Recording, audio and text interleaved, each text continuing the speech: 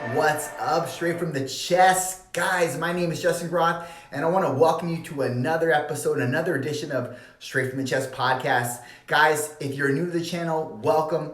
Thank you for giving me your listening ear. This is a personal development podcast geared towards igniting the dormant passion that lies within you. And guys, that's my whole focus, my whole pretension with this podcast, and I hope that you value it just like I do, and I hope you gain something from it in the process. And if you do, I ask you please just extend it to somebody that you know and that you feel would deliver or derive value from it as well.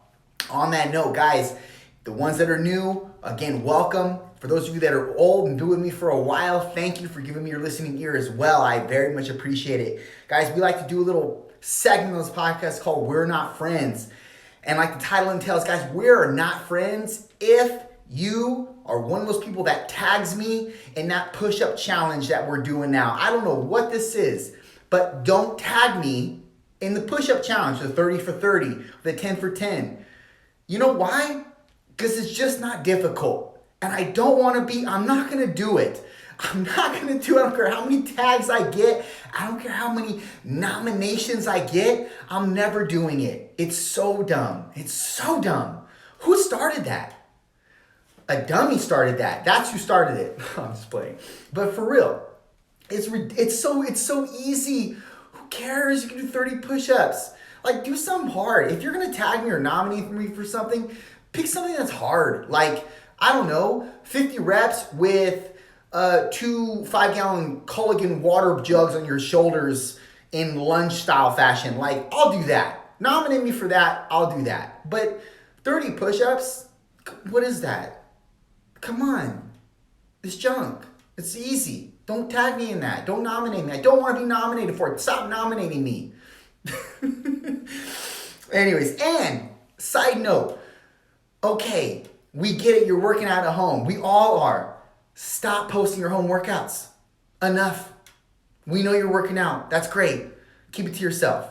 Okay, so, man, these are some, I don't want to say crazy times. It's not really crazy. We knew something like this was happening. We knew something like this was going to happen. Guys, there's all kinds of movies on this stuff. I mean, for the last decade, we've had movies based on viruses hitting the world and, a contaminant spreading, like the movie Contagion and, I don't know, other end of the world movies. I'm not saying this is end of the world because I don't believe it is, but at the same time, we have all those things. We've been knowing something like this was going to happen. And so I'm not saying it's crazy. It's just off kilter a little bit what we're going through, right? We have to adjust in ways that we're not used to right now. We don't know what's going to happen tomorrow. We just have no idea how this thing is going to manifest, right? And because of that, we can't predict anything like we could before. It was easy to predict our day the next day because, we're just on, for the most part, autopilot, right? But now we're not. And it's kind of cool, but it's kind of not. It's kind of cool not knowing what's going to happen and having to reside into a state of faith that you haven't probably practiced in a long time or to this kind of degree. But at the same time, it can be fearful because you don't know what's going to happen. And I mean, and please, guys, stop watching those movies like Contagion and the pandemic movies that have been made. Like, I went on Netflix the other day and one of the top-rated movies on Netflix was Contagion. It's like people don't want to be fearful of this, but then they're going on Netflix and they're watching all the movies that have everything to do with the virus that's present now, that people made movies on years ago. Like, stop it. Stop freaking yourselves out. And stop watching the news if you're one of those people as well. Just take days as they come. That's the best you can do. You can't, like the Bible says, guys, you can't add a single hour to your life by worrying. It's just not going to benefit you. And the same energy you spend on worrying could be spent on being faithful and being thankful and having gratitude in this day right now that you have. Because that's really all we have, even if there is no virus present. We only have today. So guys, be grateful in this hour, in this day. Be grateful that your parents are still alive. Be grateful that your kids are still alive. Be grateful that you are still alive and you still have a beating heart. Be grateful that you have all your limbs. I know I'm not telling you things that you don't already understand, but guys, I think that they're slipping your mind because fear is coming in as a means to an end here, and that's not what it is. Stop allowing fear to knock at your door and stop opening the door to fear. I understand fear is something that can plague all of us if we allow it to. And I'm not saying that I don't get fearful. And I'm not saying that I also wouldn't be fearful in times that if I had the virus and I was coughing or I had chest pressure, of course I would. But I would have to mitigate it somehow. I would have to derail it somehow. And I would do so, I can tell you right now, by either turning the TV on, calling somebody, I would pray, I would do more podcasts, I would do something. I would have to, because that'd be the only way for me to get out of the framework of being fearful and step into the framework of being faithful. Because I know that God is bigger than this. I know that my God, your God, is much bigger than what's happening right now. And if anything, there is a purpose in the suffering. There's a purpose in the season of suffering. There's a reason for we're going through it, guys. And there's an understanding that we don't understand, but God does. And we'll see later down the road. But right now, we're suffering. And that's okay. It's okay to suffer a little bit. Because in suffering comes times of abundance. Outside of the suffering, we have to suffer a little bit to be catapulted into new levels. But you have to understand that this isn't gonna your trajectory shift or your promotion, your increase isn't gonna come without you suffering a little bit. It's not going to come without you being tried and tempted a little bit. It's not going to come without you being challenged. Nothing good in life ever comes without you being challenged. Think about it. There's nothing. Even something of becoming a basketball player requires you to go through a suffering or a challenge of multiple practices and days in and days out of that relentless practice to get better and better. It's something as frivolous as playing basketball. You have to be challenged. It has nothing to do with God not caring. It has nothing to do with you being left behind. It has everything to do with you becoming more resilient and more demonstrated as a champion, as the warrior that He's ingrained you to be.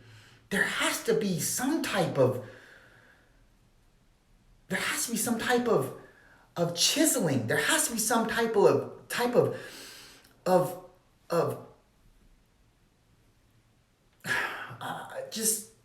there has to be some type of,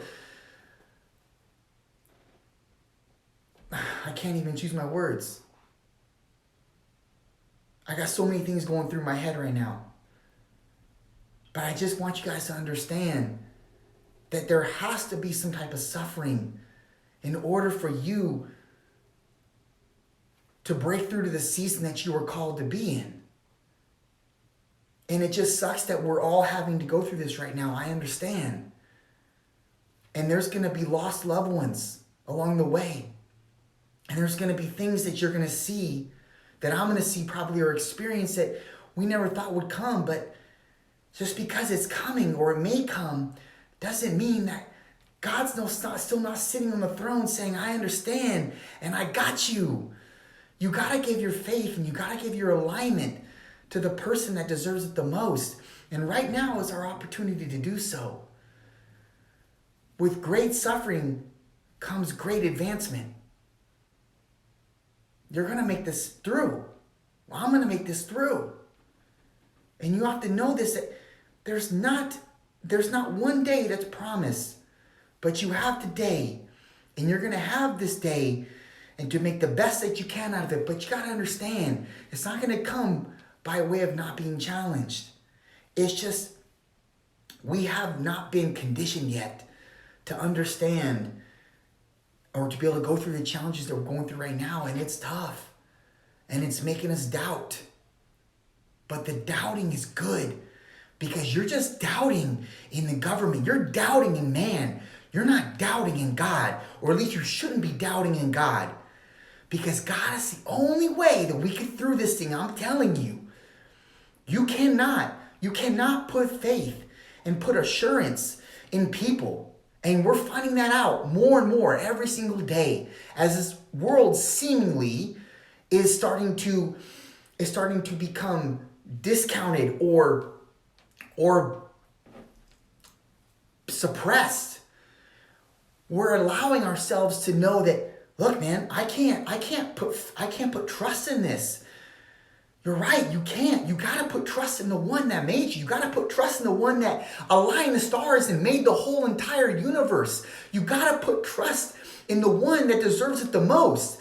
And we're finding that out right now. And that's the beauty in all this. That's the silver lining. It's that we're finding that we can't trust in men. We can't trust in society. We can't trust in the world. But we can trust in God being the one that created all of it. And you know what's funny is that a byproduct, as a result, we're unitizing in ways that we never would have before. We're breaking down barriers that we wouldn't have before. We're letting down walls that we wouldn't have before. We're actually abolishing certain components that cause us to be angry with people that we wouldn't have before. And these are a way to unite us together. This is a way to bring us together. I'm telling you, there's going to be sacrifices on this planet as a result of this virus, but it's not just going to come in vain. There's going to be direct and massive testimony in the end as a result, and we're going to become closer as a nation together as a result. I don't know this, but I can feel this, and I hope you do too.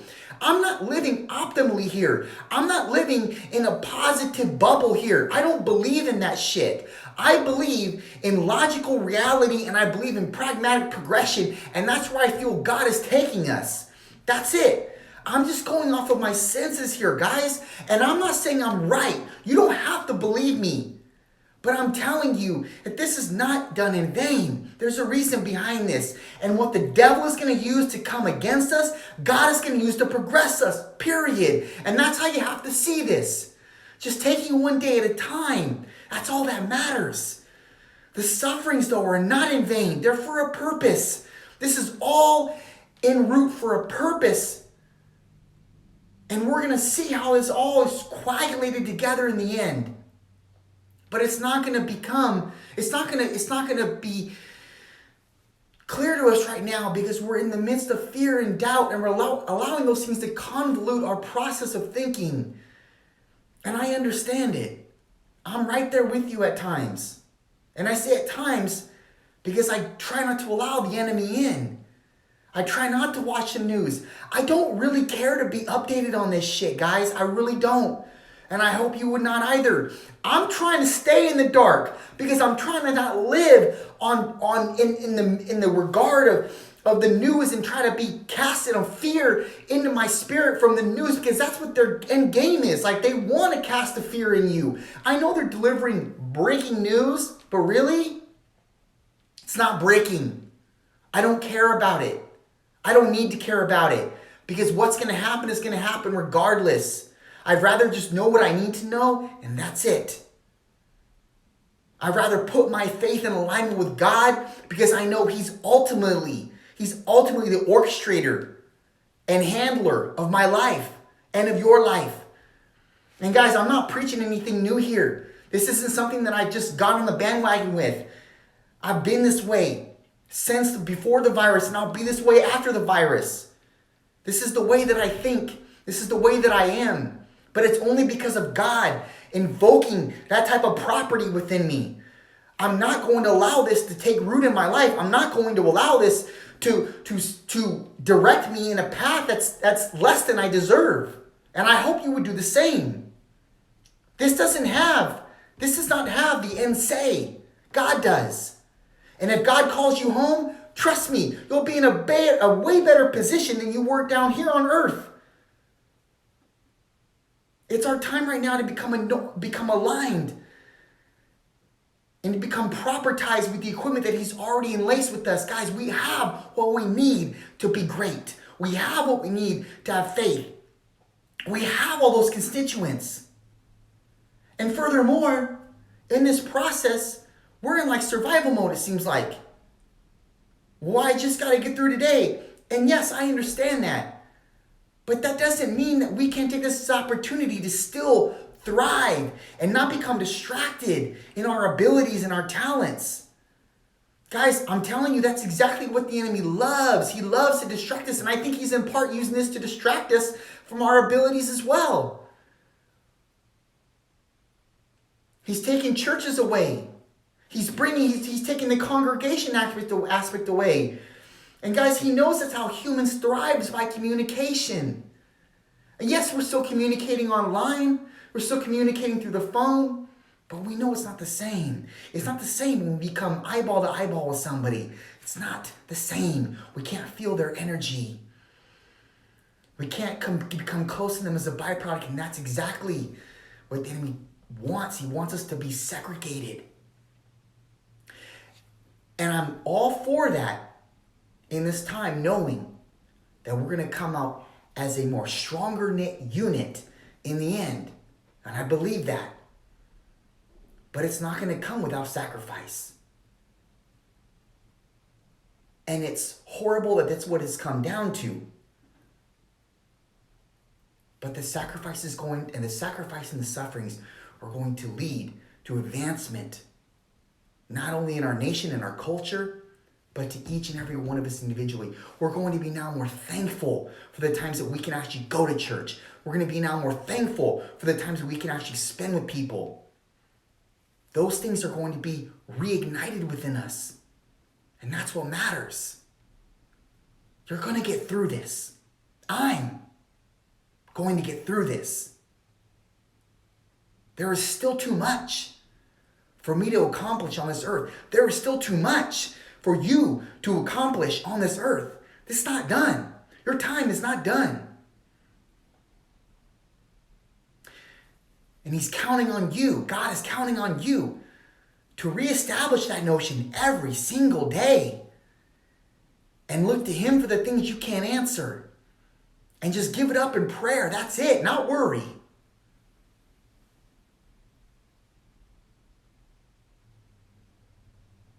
Done.